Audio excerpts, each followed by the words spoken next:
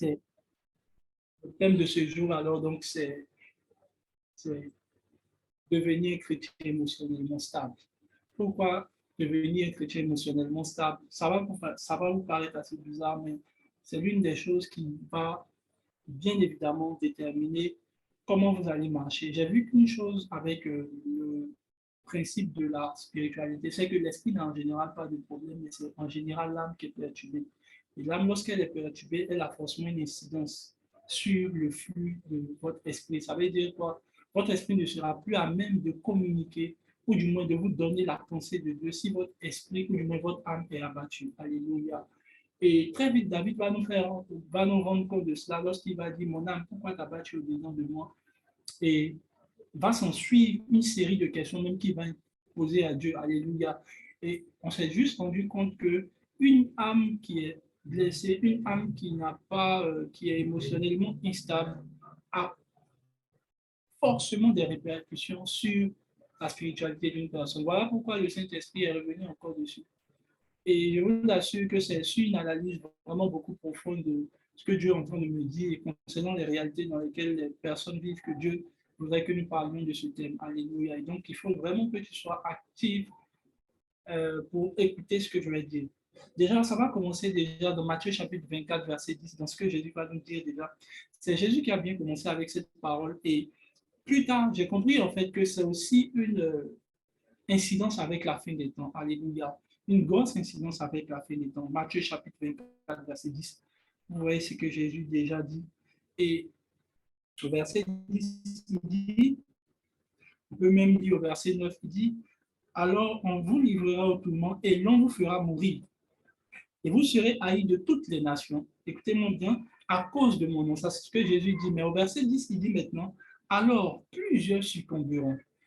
J'aime bien la version anglaise et s'il y a une version peut-être second 21 ou bien peut-être les Bibles de PMC, parce qu'il y en a plusieurs, par exemple second 21 ou bien Martin. Martin dit car ici plusieurs succomberont, mais il dit plusieurs seront offensés. C'est ce que la version anglaise traduit ici.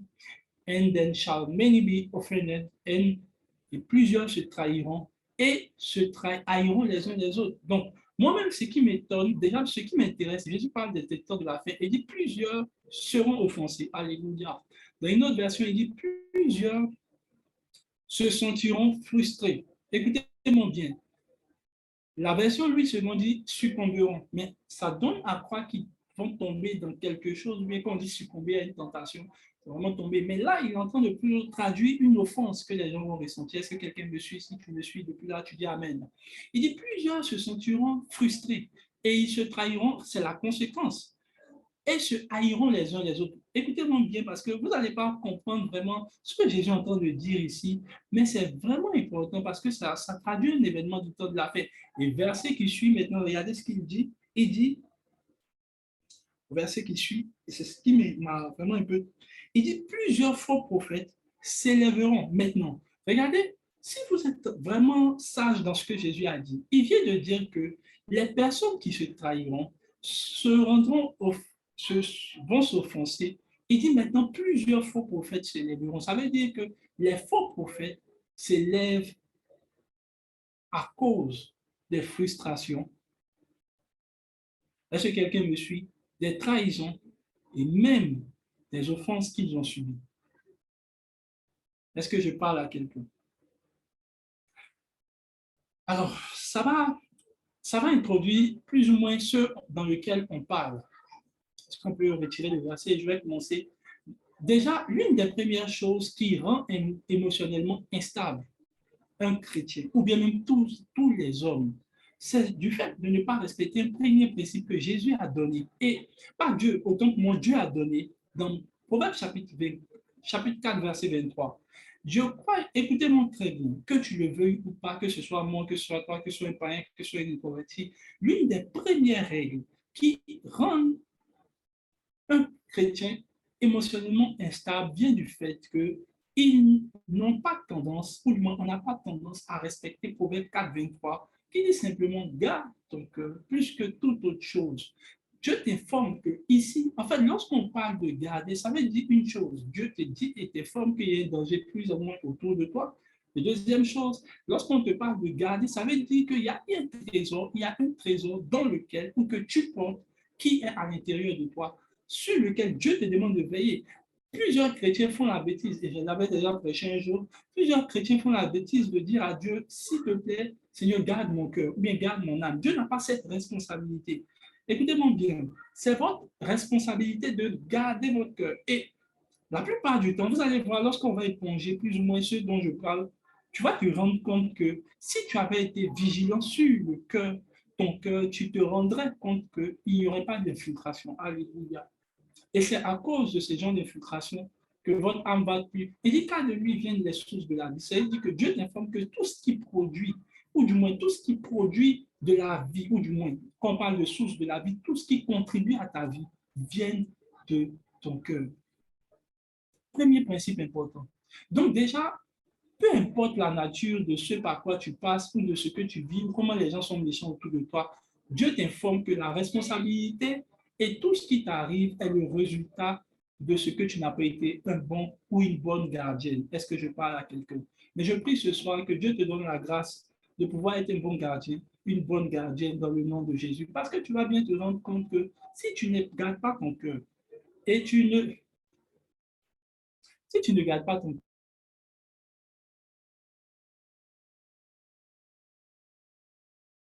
cœur, tu as fini.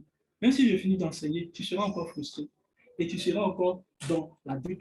Mon but, c'est que tu comprennes beaucoup de choses ce soir dans le nom de Jésus. Alors, la première chose que vous allez, donc je vais parler, c'est déjà, qu'est-ce qui déjà commence à déjà déranger les émotions des gens? J'ai essayé de relever quelques situations qui envoient les gens à être dérangés dans l'âme.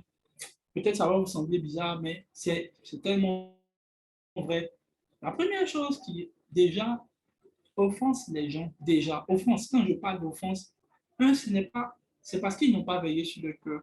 Mais la première chose qui crée, par exemple, la déception dans le cœur des hommes, c'est le fait de ne pas respecter scrupuleusement ce que le texte de l'amour dit. Et même encore, ce que Philippiens va dire. Regardez ce que Philippiens, par exemple, dit. Dans Philippiens, je crois, chapitre 3.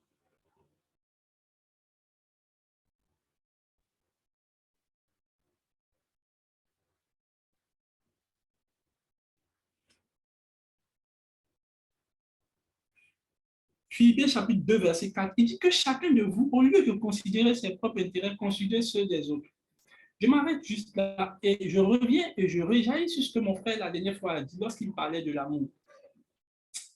Vous savez, lorsque vous parlez de quelqu'un, lorsque vous posez la question à une personne qui est déçue, la première chose qu'elle ne sait pas, dont elle souffre, c'est une question de reconnaissance. Alléluia. Écoute-moi bien. Vous savez, une chose qui fait que j'entends plusieurs personnes offensées, et même quand je parle de déçu, je parle d'offense, c'est parce qu'en général, lorsque tout allait bien avec une personne ou bien une tierce personne, elles avaient tendance à espérer en retour une chose qu'elle attendait de cette personne. Que tu le veuilles ou pas, si en vrai, une chose qu'un homme t'a fait te fait mal, si tu t'assois bien, en vrai, la vraie chose qui te motive, ou du moins qui te fait mal, ou qui t'offense, c'est un retour que tu espérais que tu n'as pas eu.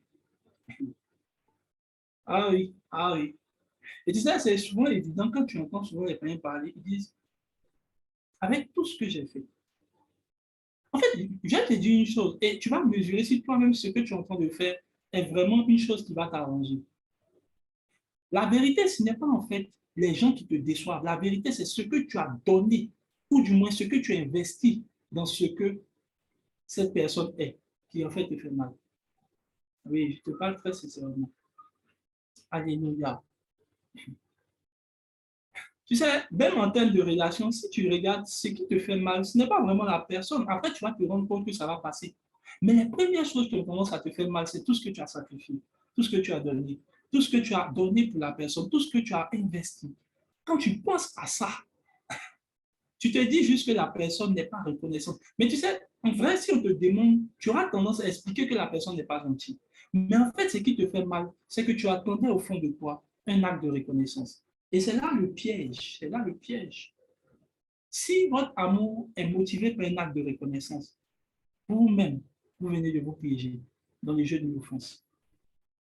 Voilà pourquoi il dit que ceux qui font les choses ne le font pas par intérêt. Ils ne le font pas par quoi? Intérêt. L'une des choses qui motive l'amour des chrétiens, c'est de faire des choses par intérêt. Et même si tu me dis que ce que tu fais n'a pas été intérêt, c'est faux. Tu sais, la dernière fois, je suis en train d'écouter, je suis en train de regarder, par exemple, les couples. Pourquoi les couples, souvent, ont des problèmes? Parce que, tu vois, les gens ont tendance à penser qu'un sacrifice qu'ils font pour l'autre doit forcément envoyer une réaction chez l'autre. Mais je te pose une question. Si jamais la réaction n'est pas attendue chez l'autre, ça veut dire que la personne n'est pas amour? Non, pas du tout. Ça veut dire qu'en toi-même, là, il y a un sens d'intérêt que tu espères pour une personne. Voilà pourquoi la Bible dit que l'amour n'est pas, l'amour ne se trompe pas. Et puis on peut, dans d'autres versions, dans la version secondaire, on dit l'amour ne cherche pas ses intérêts. Mais la plupart du temps, c'est qui vous offense. Et c'est pour cela que beaucoup de gens disent non, mais j'ai tellement investi dans la relation. En fait, ce qui te fait mal, je suis en train de parler à quelqu'un ce soir, ce qui te fait mal, ce n'est même pas même les personnes que tu paies, c'est vraiment ce que tu paies dans ces personnes qui n'ont pas reconnu ce que tu as fait. Et c'est là la grande déception. Vous savez, même quand on est homme de Dieu, beaucoup de gens nous écoutent, on bénit beaucoup de gens. Ce qui fait mal souvent, et certains hommes de Dieu deviennent désagréables, c'est le fait que, par exemple, tu investis ton temps, tu investis tes prières, tu investis tes paroles, tu investis ton corps, et les personnes ne reconnaissent pas en toi une personne qui fait. Et si vous ne faites pas attention et que vous n'avez pas une peur qui est vraiment gardée, vous aurez tendance à croire que les gens sont méchants. Les gens sont méchants, ils sont bizarres, ils ne vont pas tort, et très vite, vous devenez autre chose. Ma prière pour toi, la question que je te pose ce soir, est-ce les personnes que tu perds qui te font mal ou ce que tu as fait te fait mal dans cette chose? Voilà pourquoi le remède à cela, le Seigneur m'a dit, c'est Philippiens, est-ce que quand tu fais les choses, c'est sans intérêt? C'est la question. Vous savez, j'ai dit plusieurs fois, je pense que c'est la semaine, je causais avec une de mes filles, elle m'a dit, mais est-ce que quand les gens te font mal, les choses, ça me fait mal? J'ai dit, non, ça me dit rien. Après, c'est pas parce que ça me dit rien, mais quand je faisais l'action, là, il n'y avait aucunement un acte de reconnaissance que j'attendais. Vous savez, vous aurez plus à gagner si vous faites des choses sans attendre quelque chose en retour que si vous faites des choses avec des choses que vous espérez en retour. Je m'en fous de qu'est-ce que tu as donné ou qu'est-ce que tu n'as pas donné, quel sacrifice tu as fait, quel investissement tu as fait dans cette personne. Mon problème, est-ce que quand tu le faisais pour la personne ou tu faisais pour ce que la personne allait te rendre en retour? Parce que si c'est le cas, tu seras offensé. Le Seigneur m'a dit de te dire ce soir que tu n'auras pas toujours l'investissement de ce que tu as eu en retour. Pas du tout. Je vous dis une chose. Je regardais la dernière fois Jésus. Il y aurait du mal à supporter les disciples si c'était moi, si c'était toi. D'abord, de supporter des gens même qui ne comprennent pas forcément ce que tu fais, mais Jésus a supporté. Et même encore, la Bible dit que non seulement, et là je disais c'est le piège, si on veut parler de, on vole du même plumage, Jésus n'était même pas du même plumage que cela. D'abord, il ne prie pas, ils sont paresseux. Et puis encore, même Jésus a plusieurs fois dit cela, jusqu'à quand vous supporterai-je? Mais est-ce que lorsque Jésus disait quelque chose ou faisait quelque chose, vous avez vu Jésus être en train d'attendre quelque chose en retour? Jamais Jésus n'a été offensé. La seule raison pour laquelle il n'a pas été offensé, il l'a dit plus tard dans la prière lorsqu'il partait, il dit, Père, si c'est moi, il dit ne regarde même pas. Mais plutôt, il dit pardonne-le parce qu'ils savent pas ce qu'ils font. Je vais vous dire une chose. Je suis arrivé à cette conclusion finale qui peut vous aider. Ce que les gens font, ils ne savent pas ce qu'ils font. Maintenant, ça introduit une autre chose que vous devez comprendre. Est-ce que vous savez que les personnes qui se laissent offenser ont un autre problème avec la réalité de la vie des hommes? La dernière fois, j'étais en train de penser à quelque chose qui va sembler bizarre. Par exemple, il y a des gens qui me disent, ou bien qui disent ça, si tu n'as pas mon temps, je n'ai pas ton temps. Ou bien, ceux qui vont me répondre, c'est à eux que je vais écrire. Bon, bref, tous ces gens de super chéri qu'on écrit. Mais je te pose la question. Moi, par exemple, j'ai 250 000, 300 contacts. Avec quelle humanité tu peux écrire à 300 personnes? Et si les 300 personnes doivent se plaindre, je vous pose la question. Qui va écrire à qui? Et comment on va faire pour interagir? Il faut que tu acceptes qu'il y a certaines personnes qui ne vont pas juste écrire. Je crois qu'il y a 2, 3 ans de cela, j'ai rencontré une sœur en Christ et en vrai, je ne lui écris pas. En vrai, quand je lui écris, c'est juste pour lui poser des questions, bien pour lui poser un problème. Et quand on s'est revu, elle a souri, elle dit, toi, tu n'as pas le temps, quand tu m'écris, et ça, c'est pourquoi. Et puis, elle dit, vraiment... Et puis, elle a dit, mais non, la relation est bonne comme ça, parce que moi-même, je n'allais pas répondre. Et ça m'a interpellé pour me faire comprendre, en fait, ça dépend. Et c'est pour ça que la prochaine fois, je vais parler des classifications dans les relations. Est-ce que je parle à quelqu'un? Je sais que ça va intéresser plus d'un. Vous voyez, Jésus avait classifié les relations qu'il avait dans sa vie. J'ouvre la brèche. Vous allez voir, la première relation que Jésus avait, c'est avec son Père. La deuxième relation qu'il avait, c'est avec ce qu'il appelle, la semaine prochaine, peut-être, si Dieu fait grâce, on touchera les types de relations. C'était la relation avec les trois. Vous allez voir qu'il avait une relation avec ceux qu'on appelle Jacques, Jean et Pierre. C'est à eux qu'il s'est montré, la transfiguration s'est faite devant eux. C'est devant ceux-là, c'est devant les trois-là que Jésus a pleuré. Et même c'est devant ceux-là que Jésus a dit, s'il vous plaît, priez pour moi. Vous n'allez jamais voir Jésus descendre avec les 12 et puis dire ce genre de choses. Et la preuve, c'est qu'avec les trois, Jésus a dit, je vous montre qui je suis, mais ne dites pas aux 12. Parce que dans les 12, il y a Judas. Jésus a fait quelle sagesse. Jésus marchait avec les 12. Et aux 12, il a dit, par exemple, avec les 12, il dit, ce que je vous dis ici, ne le dites pas aux autres. Ne le dites pas aux autres. Parce que viendra le temps où vous allez vous mettre à crier sur les toits. Ça veut dire qu'il y a une certaine chose que Jésus disait aux 12. Et il y a ce que vous ne savez pas, il y a ce qu'on appelle les 70 disciples de Jésus. Les 70 disciples de Jésus, ce ne sont pas les 12 autres, c'est les 70. Et les 70, il a dit que Jésus les envoyait. Ça veut dire que ce sont les gens, quand ils viennent, Jésus leur dit, allez faire ça, ils s'en vont. Ils ne sont pas avec les 12. Mais jamais la Bible ne parle qu'ils ont été gênés. J'ai compris que Jésus avait une sagesse pour gérer les relations. Est-ce que vous savez qu'il y a des gens qui sont dans les 70? Tout ce que vous aurez à faire avec eux, là, c'est de leur demander des services. C'est tout. Et si vous déplacez votre relation pour aller plus que ça, vous souffrez.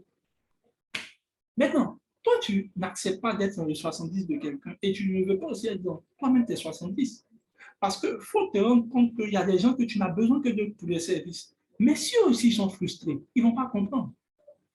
Imaginez que les gens de l'agence immobilière, chaque fois que vous les voyez là-bas, ils te disent non, toi, chaque fois que tu viens ici, c'est parce que tu as besoin d'un service. Mais c'est ton travail, c'est ta place dans ma vie. Ouais, il faut que je vous aide, franchement. Et il y a la relation avec ce qu'on appelle les 120. On parlera plus tard de cela. Mais je suis en train de vous dire que si vous ne savez même pas classifier, en fait, le type de relation ou bien le type de relation dans lequel vous êtes, vous souffrez également. Vous croirez que ceux qui sont dans vos 70 sont obligés de venir avec vous pendant que vous avez besoin d'être avec vos trois. Vous aurez tendance à croire que lorsque vous avez besoin d'être avec vos 12, et malheureusement, tu n'auras pas la sagesse, tu iras dire les choses des 3 aux 12 dans lesquels se trouve Judas. C'est pour cela qu'il y a beaucoup d'entre vous qui se sont trahis après. Parce qu'ils croyaient que dans les 12, il n'y avait pas Judas. Frère, il y a certaines choses que j'ai appris dans la vie qu'on dit qu'aux 3. Les 12, là, on ne leur dit que les choses qui englobent les 12. Je prie que Dieu t'accorde cette sagesse. Rantabala. Mezikatavala aussi. Merabalado Sikama. Melevenemos Kibela. Palamanda Vilekaba. Seigneur, accorde-nous la sagesse. Frère, la semaine prochaine, je t'en supplie, je vais faire l'effort de prêcher juste sur ça seulement. Pour que toi-même tu voies. En fait, quand tu vas finir l'enseignement de la semaine prochaine, si Dieu fait grâce que je suis là, tu vas toi-même voir qui tu as pris dans les 12 là pour mettre dans les 3. Et tu vas toi-même classifier les gens. Il faut que arriver à un certain moment, vous compreniez qu'il y a des gens que vous aurez besoin d'eux, que quand vous avez besoin d'eux. Et si eux-mêmes, ils ne savent pas qu'ils sont une personne qu'il faut. Mais frère, tu imagines, toi-même, tu es là, tu ne peux pas écrire à tout le monde. Il y a des gens qui n'auront besoin de toi le jour qu'ils auront besoin de toi. Il faut accepter ça. C'est ta place dans la vie. Mantabaya. L'une des choses aussi que j'ai commencé à comprendre, et la dernière fois, j'étais en train de lire cela dans Proverbe, j'ai laissé le texte, je crois que c'est Proverbe chapitre 28. Il dit, le paresseux se croit plus sage que 10 sages qui sont réunis. Mais dans Ecclésiaste, il va plus loin. Il dit, le censé croit qu'il est plus sage que 10. L'une des choses que vous allez rendre compte, des personnes qui sont émotionnellement instables, frère, je suis en train de relever les points et après, je vais te donner les remèdes. Ça va? L'une des choses qui fait cela, tu vas te rendre compte que les gens qui ont des problèmes émotionnels ont tendance à dire qu'on ne les comprend pas.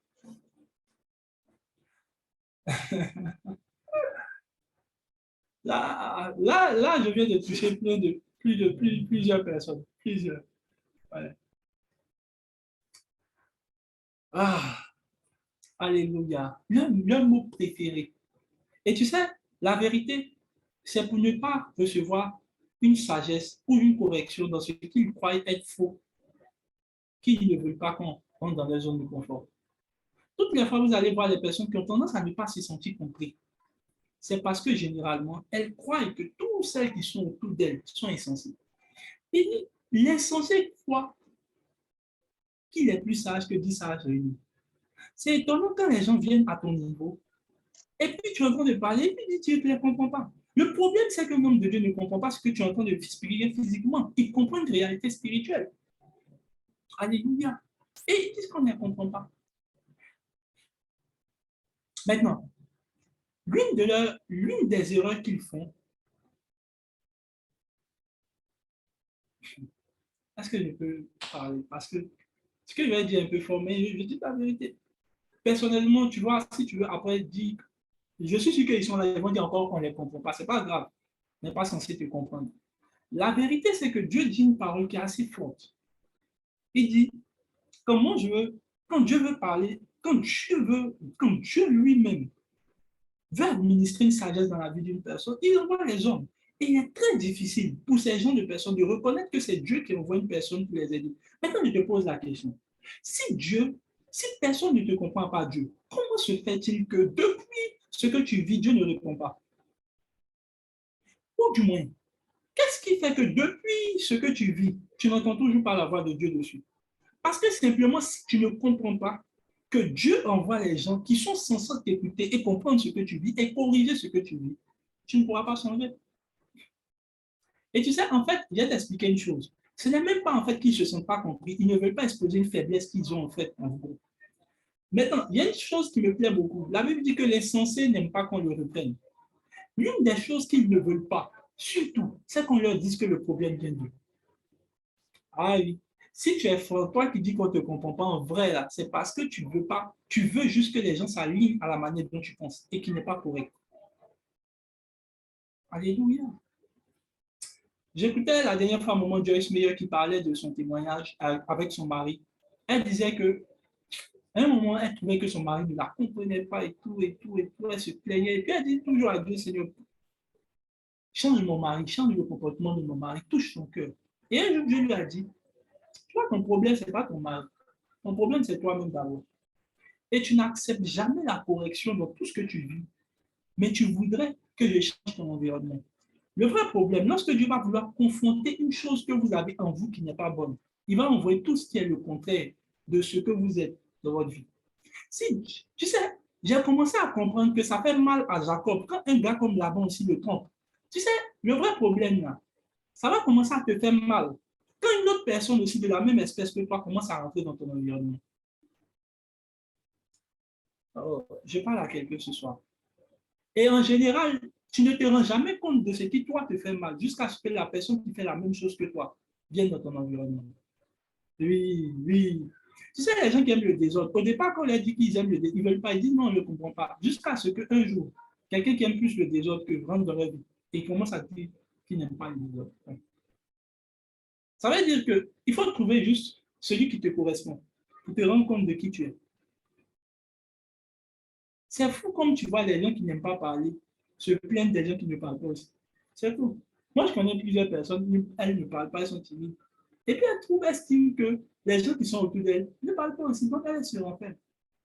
Le problème, c'est que dès que tu retrouves la même personne que toi, tu commences à être toi-même offensé. Ce soir, je prie pour toi. Que Dieu te délivre de ce état d'esprit. Frère, tu toi-même te crées des problèmes. Tu te crées des problèmes. Et tu sais, la Bible dit que plusieurs faux prophètes s'élèveront. Et on dit, ils s'élèveront de quoi? De ce qu'ils ont été trahis.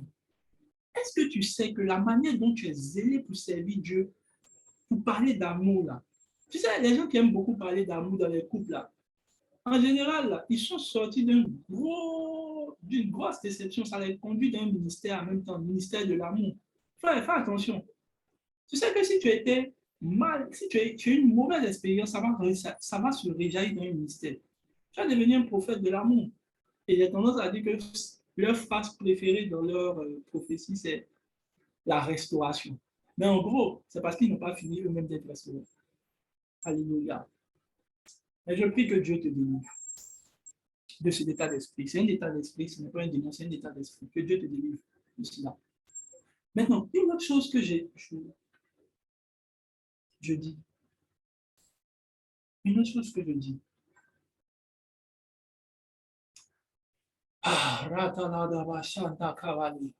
Je veux que tu puisses, de là où tu es, commencer à prier avec moi. Pendant que je parle, je veux que Dieu libère le cœur de plusieurs personnes.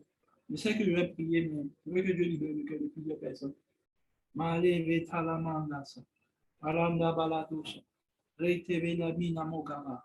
Un Samuel chapitre 30. 1 Samuel chapitre 30. On va lire quelque chose. Et je vais vous montrer quelque chose de bizarre, qui est visible aussi dans la vie de plusieurs chrétiens. C'est Samuel chapitre 30.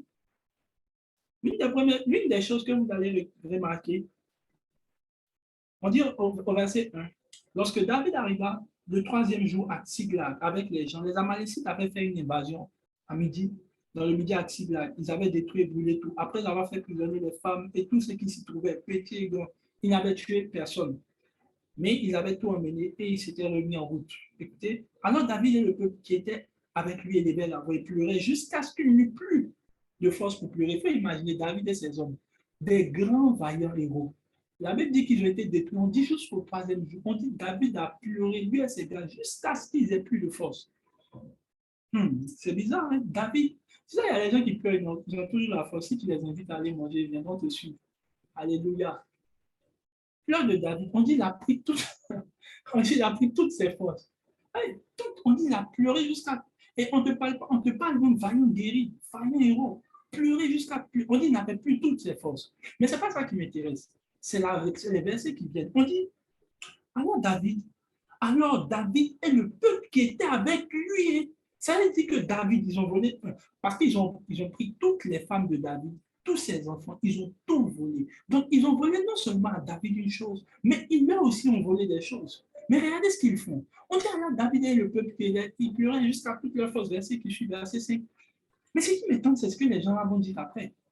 On dit les deux femmes de David avaient été emmenées à Kinoam et de Gisraël, les Gabriel de Carmel, femmes de Nabal. Les versets qui suivent. On dit quoi? On dit David fut dans une grande angoisse. Ah, car le peuple parlait de le lapider. Donc, ça veut dire que, on vole nous tous, mais toi, tu estimes que. Il y a des gens qui estiment dans le peuple que c'est à cause de David.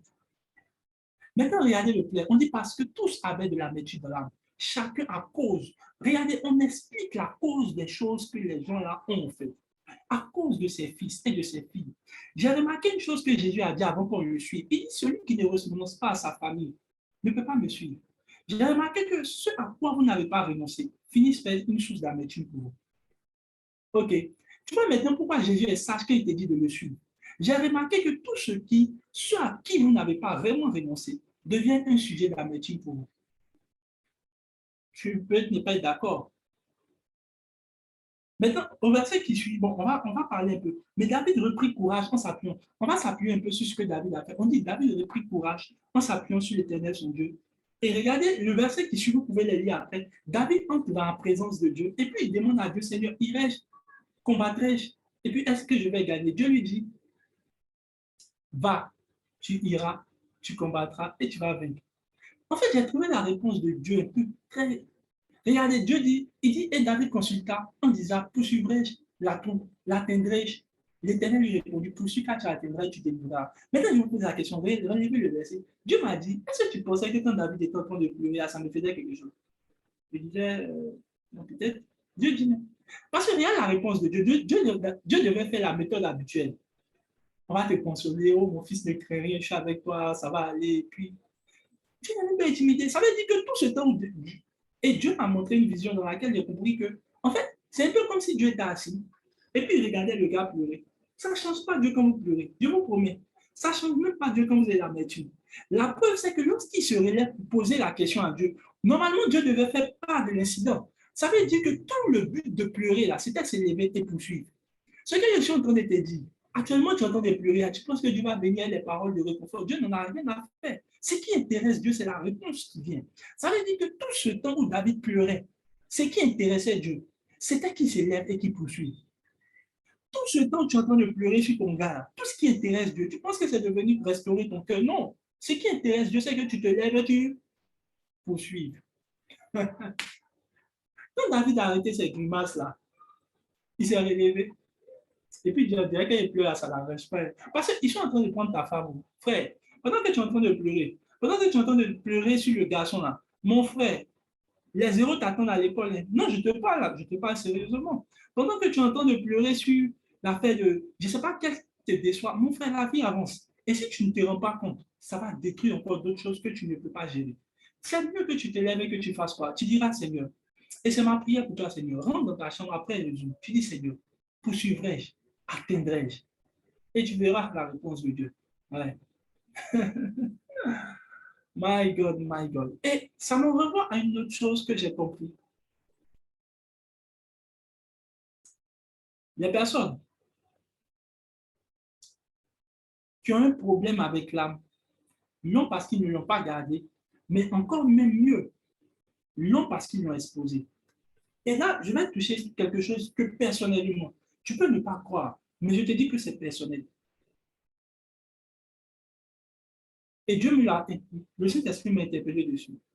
Les gens qui ont des problèmes d'âme, ce qui est terrible avec eux, c'est eux-mêmes qui exposent leurs états d'âme.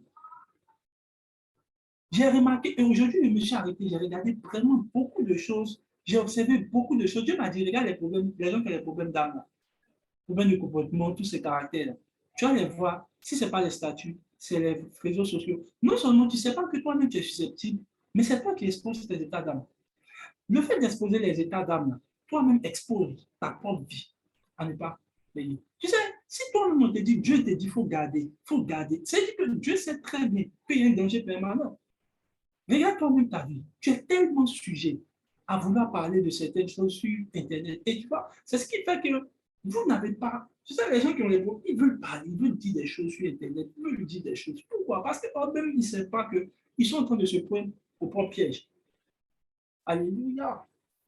Quand toi-même, tu mets les versets qui expliquent que tu es en dépression, tu expliques, tu espères quoi? Et tu sais, le problème, c'est que les gens même s'en foutent de ce que tu ressens. Ils plus font ce que tu n'aimes pas. Parce que simplement, dans ton subconscient ou dans ton âme, il y a une porte qui est ouverte pour que les gens viennent faire ce qu'ils doivent faire et partir. Je vais t'expliquer une chose maintenant qui est dangereuse. Une personne peut t'aimer, mais Satan peut se faufiler pour entrer dans la porte par cette personne pour te détruire. Jésus était avec Pierre, il a dit une bonne chose, plus tard il a dit une mauvaise chose. Jésus n'a pas chassé, il a dit arrête devant Satan. Parce qu'une chose, Satan peut faufiler dans les personnes dans lesquelles. C'est pour ça que quand tu n'as pas un discernement poussé pour savoir qui parle derrière ce qu'il est en train de dire, mieux vaut fermer ton cœur et de veiller sur lui. Alléluia. Les gens qui sont susceptibles dans l'âme, là, vous avez l'impression de toujours parler sur des trucs, toujours, toujours. Et tu sais, c'est une question d'âme que tu vois figurer dans leurs propos. Et toi-même, tu te rends compte que lui, il a un gros problème. Alléluia. Mais ce soir, je prie que Dieu te délivre de cela. S'il y a des portes que tu as ouvertes inconsciemment, ou même par inadvertance, à l'âme, pour que les gens rentrent. Je ne sais pas si tu as remarqué toi-même, toi-même fais bien la remarque.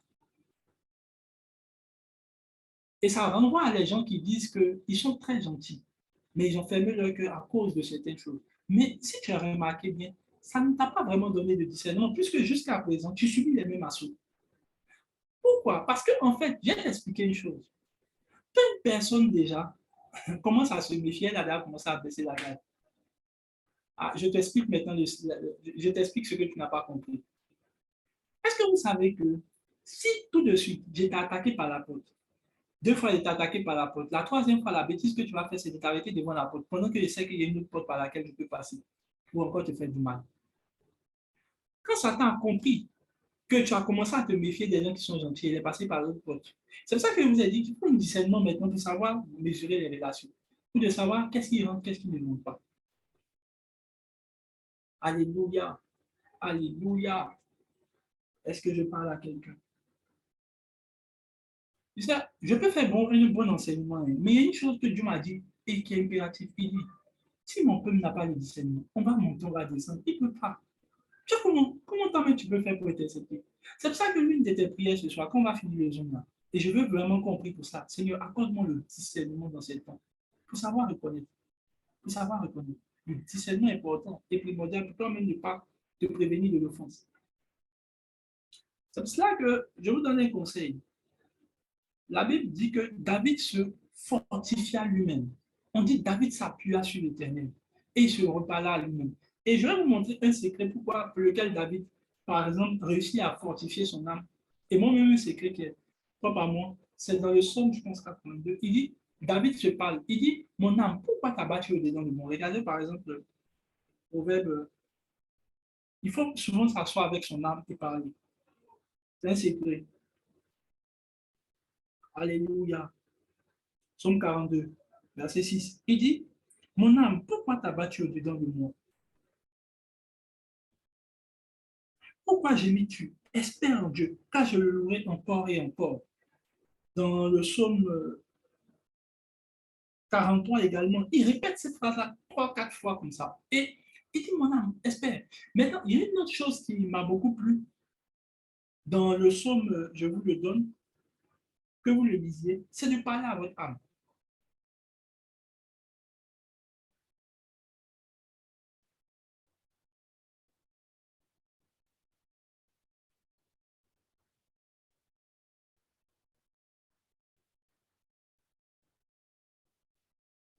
Psaume 103. Psaume 103, verset 1. Il dit, mon âme, bénis l'Éternel, que tout ce qui est en moi bénisse le Seigneur.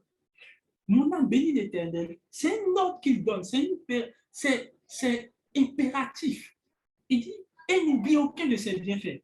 Tu sais, l'une des choses qui fait que ton âme a des problèmes, c'est qu'elle a déjà vraiment oublié les choses que Dieu a fait. Maintenant, il rappelle.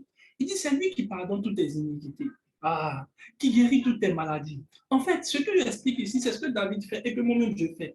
J'aime parler à mon âme. Alléluia. Il dit, mon âme, n'oublie pas. Tu sais, souvent, quand les gens font des choses, ils disent, Seigneur, c'est toi. Si ce n'est pas toi, je ne sais pas pourquoi il fait. Donc, franchement, quand je parle à mon âme comme ça, et puis je regarde, tu sais, l'une des choses que vous faites, c'est d'apprécier ce que vous perdez au lieu de regarder ce que vous n'avez pas perdu. Si je regarde vraiment, écoute-moi bien, je vais t'expliquer pourquoi tu ne guéris pas vite. Le fait que tu ne guéris pas vite, c'est que c'est un garçon qui t'a laissé. Est-ce que tu sais que ton papa et ta maman seuls valent deux garçons? Est-ce que tu regardes tous les amis que tu as autour de toi? Frère, le jour où j'ai commencé à apprécier tous ceux qui m'aiment. Frère, ceux qui ne m'aiment pas, ils ne les sentent pas. Je ne les sens pas. Ce que j'ai perdu, je ne le sens pas. Je répète, ce qui fait que tu guéris très mal, c'est que tu regardes que tu payes, parce que tu regardes que tu gagnes. Frère, si tu estimes que Jésus est ton meilleur ami, actuellement, tu ne devrais même pas pleurer. Oui. Frère, je vous ai dit la vérité. Un jour, j'étais en train de regarder quelqu'un, une fille qui était en train de me raconter comment un gars l'a brisé, et puis j'ai dit, attends, est-ce que tu sais que ta maman t'aime beaucoup? Et justement, sa maman l'aime beaucoup. Ta maman, je compte juste ta maman, ton papa, ta meilleure amie, trois personnes. Tu sais, l'une des choses qui fait que tu perds l'objectivité sur ce qui te rend heureux, c'est que tu regardes ce que tu perds au lieu de regarder ce qui te donne du bonheur. Frère, juste quand je regarde mon frère Ludovic, frère, ça, je ne sens pas, je ne sens pas. Juste en regardant Jésus, même, je ne sens même pas que tu es parti.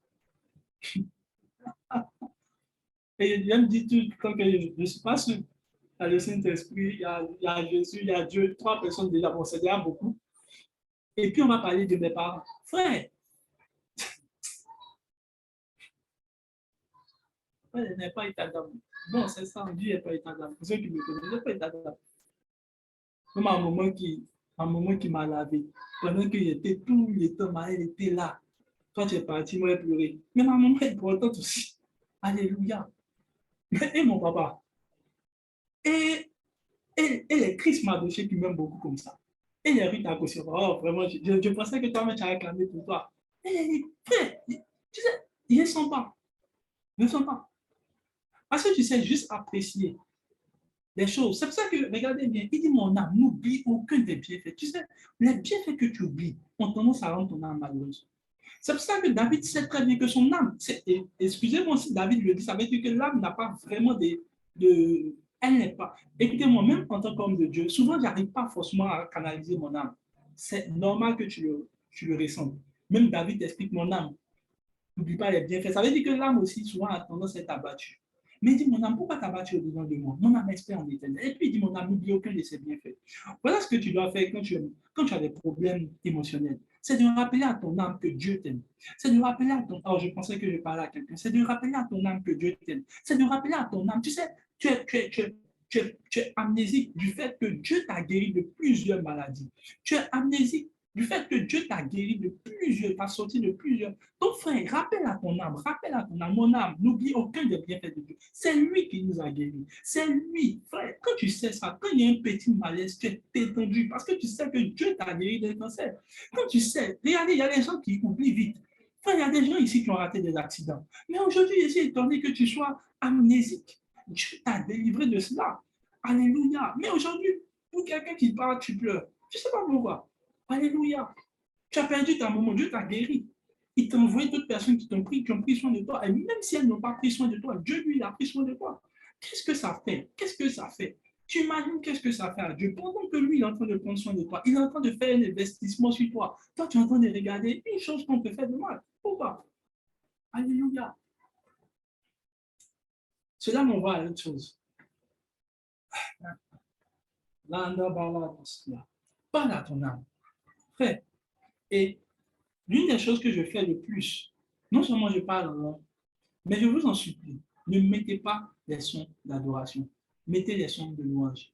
Parce que adorer avec une âme abattue, c'est encore se créer des problèmes. Mais, tu sais, tu ne peux pas venir, viens vous expliquer une chose que vous faites qui est mauvaise.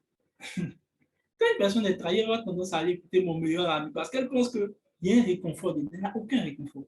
Il n'y a que, en fait, dans ta mémoire, des choses que tu ressasses qui te font le plus mal. Mais tout de suite, commence à danser. Si tu dis à quelqu'un, viens, on va danser, il va dire non, il n'y a pas envie. Pourquoi? Parce que dans l'âme, dans les problèmes de l'âme, les choses que vous devez chercher, je dis toujours ça à des gens qui ont des problèmes de l'âme, ne mets pas les sons d'adoration dans ces temps-ci. Les gens n'ont pas compris. Parce qu'ils n'adorent pas Dieu en vrai. Ils adorent ce que Dieu représente qui est parti chez eux, qui est parti avec l'autre. Ils auront tendance à adorer Dieu, tu es tout le monde pour ce qu'ils ont perdu avec les autres. Parce que c'est là maintenant qu'ils se rendent compte qu'il y a tout. Et puis tu vois que. Mais en fait, c'est une force adoration. Et je ne veux pas que vous rentrez dans ce piège. Ce que vous devez faire, c'est de mettre la louange. Danser. Mettez la louange. Lorsqu'il y a un malheur là, Dieu ne dit pas au peuple de faire l'adoration. Regardez, devant les murailles de Jéricho, Dieu ne dit pas de worship. Il a dit de faire quoi? De danser. Parce qu'il sait très bien que dans adorer là, les gens vont commencer à pleurer dans les problèmes. La chose qu'il ne faut pas faire, c'est pendant que tu dois combattre Jéricho, faire tomber les murailles de Jéricho, qu'il y a un problème, c'est de commencer à adorer. Parce que tu risques de ne pas voir Dieu, tu risques de voir autre chose. Conseil de quelqu'un qui a été un grand expérimentateur de ces choses. Alléluia. Est-ce que je parle à quelqu'un? Je suis en train d'atterrir, j'atterris. Je ne vais pas tout terminer. C'est de parler à son âme. De parler à son âme. Donc, en général, par exemple, moi, quand je sens qu'il y a des trucs, je mets les sons, par exemple, peut-être vous ne connaissez pas mes sons américains, Kingdom, ça fait danser, ou bien Bless Me, ça donne vraiment beaucoup d'assurance à mon âme. Et pourquoi? Ça permet à mon âme de pouvoir être dans la joie et pas dans l'amertume. Alléluia. Et le reste du temps, je regarde les buts que Dieu veut que je poursuive. Écoutez bien, Dieu s'en fout de qui part dans ta vie. Ce qui intéresse Dieu, c'est que tu continues la course. C'est que tu continues la course. Regardez quand David revient, j'aurais voulu voir Dieu dire, oh vraiment David, ça a été compliqué. Vraiment David, je ne crains rien, je t'aime, tu sais, je suis avec toi. Il pose la question, qu'est-ce s'est rendu compte que ça n'envoie rien? Il s'est juste levé. Et puis il a dit, Seigneur, atteindrai-je, poursuivrai-je? Et puis une réponse du Seigneur, poursuis et atteins. L'une des choses qui va vous aider, et je vous donne ce secret, encore dans Philippiens.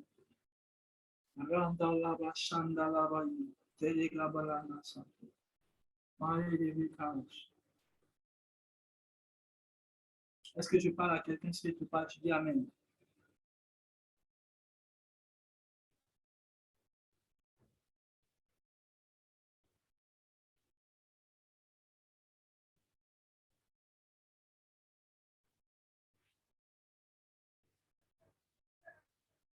Hmm. Philippiens chapitre 3, verset 13. Je vais vous montrer un secret de Paul. Paul dit, je fais une seule chose. Philippiens chapitre 4, 3, verset 13. Il dit, je cours pour remporter le but, pas que je suis parfait. Il dit, frère, je ne pense pas l'avoir saisi, mais je fais une chose, one thing. Il dit, oubliant ce qui est en arrière et me portant ce qui est en avant. Je cours vers le but. En fait, oubliant ce qui est en arrière et me portant vers ce qui est en avant.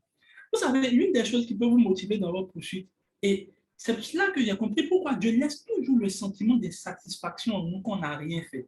C'est bon même. Tu sais pourquoi Dieu fait cela? En fait, ce n'est pas un mauvais sentiment. Je te dis pourquoi.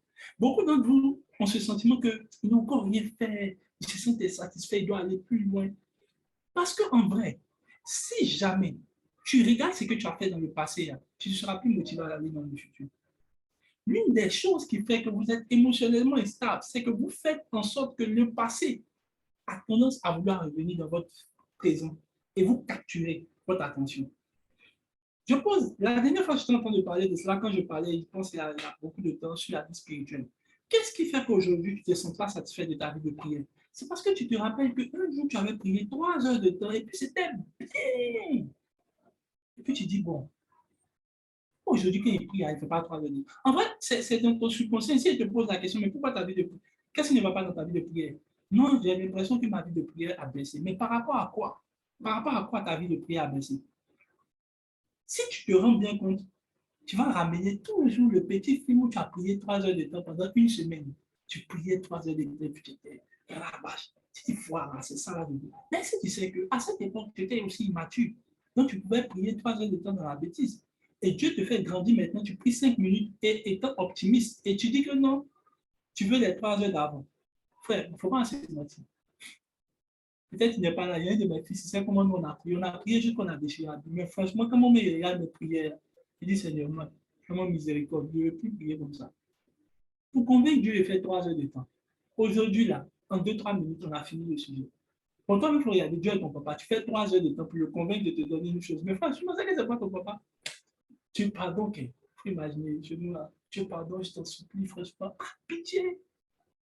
Frère, j'ai admis, j'ai oublié ce qui en arrive. J'ai oublié tout ce qui s'est passé. J'ai oublié ce que j'ai eu. J'ai oublié les âmes que j'ai gagnées. Pourquoi j'ai autant de zèle? Parce que j'ai oublié. Rien fait. Dès que je regarde, j'oublie que j'ai gagné des âmes. J'oublie que j'ai prié avant. J'oublie que j'ai prêché avant. J'oublie que avant. Parce que le vrai problème avec toi, tu n'as pas encore oublié le passé. Tu dis, avant moi, j'aidais les gens. Mais depuis, le problème, oublions ce qui en arrive. Oubliant. Veut pourtant ce qui en a. Il dit, je cours vers le but. Frère, ce qui fait que tu étais gentil depuis le départ, c'est le but que Dieu a prévu pour toi. Frère, est-ce que tu sais que quand Dieu te donnait le mandat de pouvoir aider les gens, ce n'est pas parce qu'il savait que tu allais être offensé, c'est parce qu'il savait qu'il y a un but. Le but, c'est que tu délivres les gens. Il faut imaginer, Jésus voyait les hypocrites, il voyait Judas, et puis il continue vers le but. Le but, c'était qu'il arrive à la croix et nous sauve. Tu imagines que Jésus est en train de se défocaliser. Le problème avec vous, c'est que vous êtes défocalisé du but et vous regardez ce qui est autour de vous vers le but. Oublions ce qui est en arrière et mais pourtant ce qui est en avant. Frère, je te dis la vérité, pour ceux qui sont dans mon staff, ils le savent. Je suis tellement concentré actuellement sur le ministère de ce que Dieu veut que je fasse, que je ne sens même pas à quel moment. Tu sais, autour de toi, actuellement, regarde autour de toi, il y a du bruit, il y a beaucoup de choses qui sont autour de toi. Mais qu'est-ce qui fait que tu m'écoutes? Tu es concentré sur le but, tu es concentré sur ma voix. Et ça fait que tu es défocalisé de tout ce qui est autour de toi. Je crois une chose, si une personne est concentrée sur le but de Dieu, il ne te voit même plus qu'est-ce que les autres sont en train de faire. Le vrai problème, c'est que tant que vous regardez à ce qui est autour de vous, vous serez défocalisé sur vous. Oui. Je te pose la question maintenant. Est-ce qu'au départ, quand tu étais gentil, tu l'étais pour les gens? Ou bien tu l'étais pour Dieu? Parce que si tu dis que c'est les gens qui t'ont rendu ainsi, tu es en train de juste dire que les gens influencent sur la capacité de te transformer. Et c'est ce que la Bible dit. Jésus dit plusieurs fois pour faire ce livre. Mais avant cela, il dit ils seront trahis. Ça veut dire que ce que Jésus a dit a fait de toi aussi un faux prophète. Et tu sais, les faux prophètes, ce n'est pas en fait les gens qui ne sont pas prophètes. Il a toujours dit ça. C'est les gens qui n'ont plus de vérité. Mais ils sont prophètes. Ah, sinon, Jésus a dit, même pas, il n'a même pas dit que ce sont des prophètes, il a dit c'est charlatan, il dit plusieurs faux prophètes. Donc, Jésus reconnaît que ce sont des prophètes, mais avec quelque chose de faux. Et ce qu'ils auront tendance à vous enseigner, c'est que il faut marcher avec les gens du même plumage que vous. Oubliant que Jésus aussi n'a pas marché avec les gens qui étaient du même plumage que vous. Parce qu'ils vont vous rendre maintenant opportunistes, comme eux-mêmes le sont. Ouais.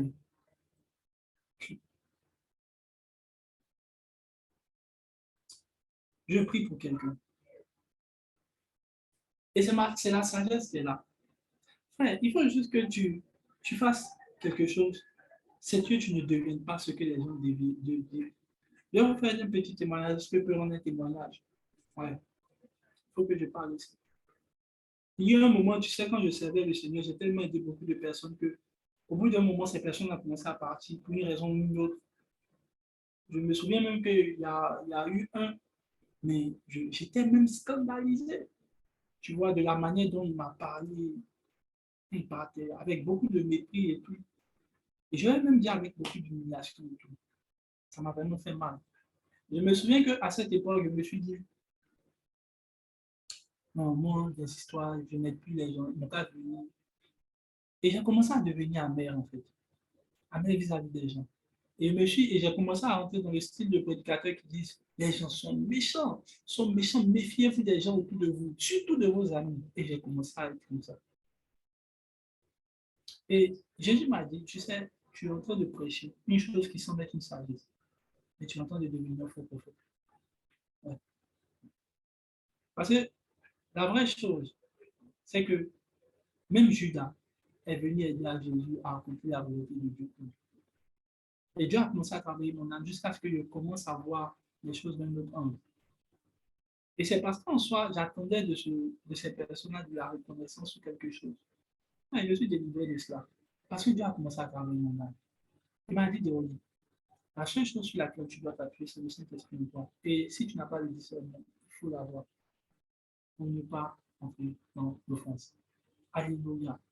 Si une personne, si ce que les autres font ou ce que les autres ne font pas ont une incidence sur ce que vous devenez, vous êtes en très grand danger. Je suis en train de te repartir à la base. La base, c'est ce que tu étais avant, ce que tu es devenu, parce que les hommes ont fait de toi un faux prophète. Et tu sais, l'une des choses que tu auras tendance à témoigner autour de toi, c'est de la méfiance. C'est par exemple pour les personnes qui ont été offensées, non, méfiez-vous des gens, méfiez-vous de vos amis. Et généralement, elles auront tendance, par exemple, à être des prophètes de méfiez-vous. Alléluia. Mais tu ne dois pas être dans ce cas. Tu ne dois pas être dans ce cas. Tu ne dois pas être dans ce cas. Ces personnes qui ont été déçues par peut-être une relation, bien qui ont attendu, ou bien qui ont donné, qui n'ont pas eu de choses en retour et qui ne se sentent pas aimés. Le problème, ce n'est pas les autres. Le problème, c'est toi, tes aspirations dans ce que tu fais. Et tant que tes aspirations seront d'attendre que les gens reviennent te donner ce que tu as donné, en fait, tu es juste en fait dans ce qu'on appelle un investissement. Et trust me, ça sera sans retour. Ma prière est que ce soir, par cet enseignement, Dieu puisse libérer ton âme. Mais mieux, mais mieux, mais mieux, mais mieux. Qu'il te rende émotionnellement stable. Que tu ne sois pas perturbé par ce que les autres font. Je n'ai pas terminé, je crois que c'est parce que j'ai empiété sur mon temps, mais j'allais parler de cela. Je lui ai dit plusieurs auront des bruits de guerre, il dit, mais vous ne soyez pas inquiets. Que votre âme ne se trouve point, que votre cœur ne se trouve point. Je n'ai pas parlé de ce fait. Les informations ou l'environnement qui nous rend émotionnellement stable. Est-ce que vous savez qu'un environnement peut vous rendre émotionnellement stable, émotionnellement instable, tant pour moi, comme un environnement peut vous rendre émotionnellement stable? Je me suis rendu compte qu'un environnement qui est très hostile a une incidence sur les émotions d'une personne. Oui. Un environnement très hostile a une influence sur une personne. Et même un environnement souvent où il y a un manque de confiance en ce que tu fais, grand style. Il y a plusieurs personnes ici qui ont du mal à vivre avec leur famille à cause d'une expérience qui a rendu l'environnement hostile. Elles ont de plus en plus moins confiance en elles, elles ont de plus en plus moins d'émotions. La peur s'est installée. Tu sais, la peur que tu ressens dehors est juste une peur qui a commencé à être dans ton environnement, dans ta famille. Mais ce soir, Dieu t'en délivre. Je prie pour quelqu'un, je ne sais pas celui de qui je parle ou celle de qui je parle, mais je prie que la peur ne soit plus trouvée dans ton cœur. Dieu libère ton cœur de la peur. Dieu libère ton cœur du manque de confiance. Dieu libère ton cœur, ton âme, de toutes ces émotions négatives, de rejet, dans le nom de Jésus. Écoute, tu as été peut-être rejeté dans la famille, ou bien même rejeté par des amis. Ça ne fait rien, ça ne change rien qui tu es. Ça ne change rien le but de Dieu pour toi, ça ne change rien qui le Seigneur a fait de toi. Même s'il faut que tu sois gentil bêtement, sois-le. Sois gentil bêtement. Sois-le. Même si tu dois être celui, on va dire, dont tout le monde se voit parce que tu sens être inconnu. Il faut que tu le sois. Tu sais pourquoi? Parce que c'est ce que tu es qui fera que Dieu t'agrée et non ce que les autres veulent que tu sois. Je prie maintenant dans le nom de Jésus. Que Dieu t'aide. Merci Seigneur pour cet enseignement. Merci pour ta grâce dans nos vies, dans le nom de Jésus. Amen.